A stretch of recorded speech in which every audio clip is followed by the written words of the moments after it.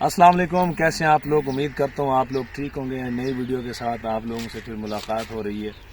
آج ہم ایک شہر سے، سٹی سے کوئی 50 کلومیٹر دور ایک گاؤں ہے، ہم وہاں آئے ہیں راشن دینے کے لیے۔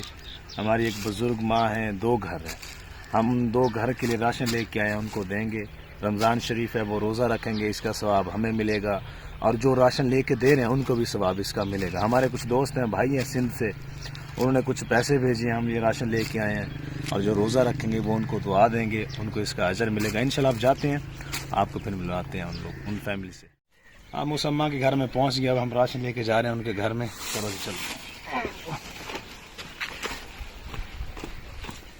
یہ بولے گا دھیان ہم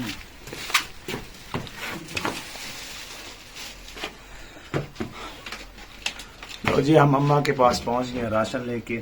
اماں جی روزہ ہے؟ جی ہاں، اماں کو روزہ ہے، اور ہمیں سندھ سے کچھ ہمارے دوست ہیں، بھائی، انہوں نے پیسے کچھ بھیجے ہیں، اور ہم راشن لے کے ابھی ایک گھر اور ہے، وہاں پہ بھی ہم نے جانا ہے۔